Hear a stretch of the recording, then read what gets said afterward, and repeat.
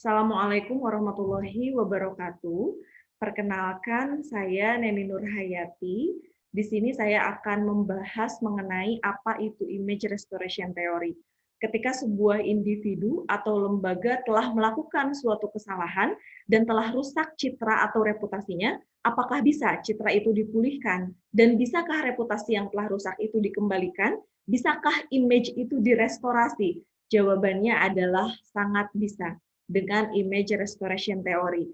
Adalah sebuah teori pemulihan citra di mana setiap orang itu selalu menginginkan citra positif di dalam dirinya. Bahkan ketika ia melakukan suatu kesalahan, ia berusaha untuk mengembalikan citra positifnya. Dan teori ini dicetuskan oleh William Lyon Benoit, seorang sarjana Amerika di bidang komunikasi politik.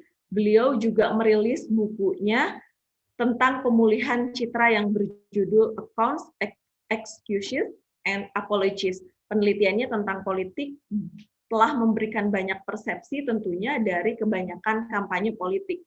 Dan Benoit pun melansirkan jurnal di beberapa media terkenal.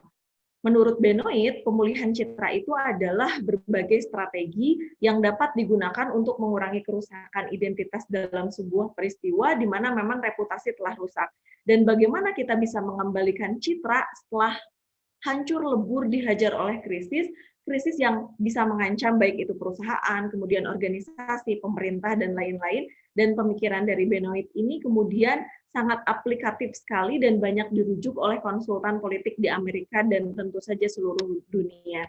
Nah, asumsi teoritisnya adalah komunikasi dikonseptualisasikan sebagai kegiatan yang diarahkan pada tujuan utama komunikasi dengan mempertahankan reputasi positif. Nah, menurut Benoit, mengidentifikasi image restoration theory itu dengan 5 kategori. Yang pertama adalah denial atau mengelak. Penolakan itu adalah reaksi alami terhadap sebuah tuduhan.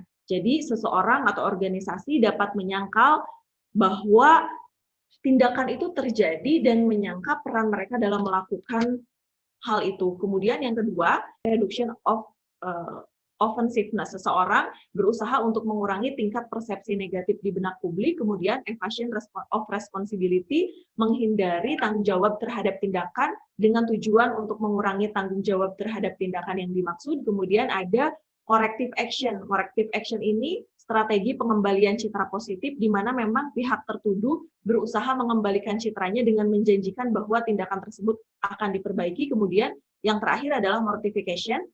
Mortification ini bersikap bertanggung jawab dan mohon maaf. Jadi organisasi atau seseorang secara berani dan terbuka itu mengakui bertanggung jawab atas perbuatannya dan kemudian meminta maaf.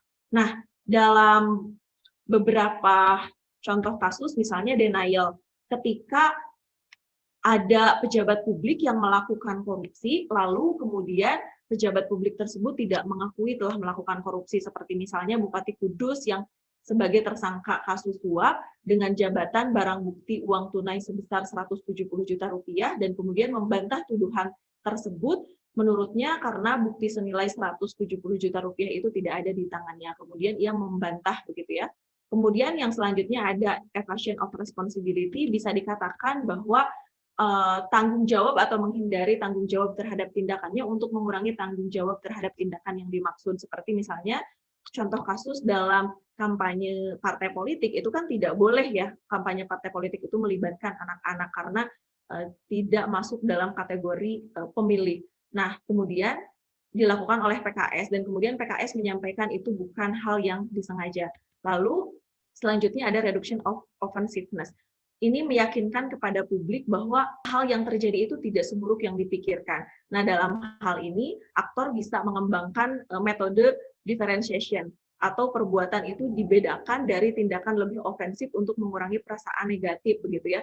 Seseorang atau misalnya organisasi mengingatkan kepada publik atas perilaku baik yang pernah dilakukan sebelumnya atau reputasi yang sebelumnya itu sebetulnya baik begitu ya untuk meraih simpati publik. Misalnya ada kader dari Partai Demokrat atau misalnya kader dari Partai dari PDIP yang melakukan tindakan korupsi, lalu kemudian partai tersebut melakukan sebuah reduction of offensive bahwa diperlihatkan ide-ide positifnya diperlihatkan prestasi-prestasinya dengan misalnya memperlihatkan dari hasil survei kepada publik bahwa PDIP itu adalah positif.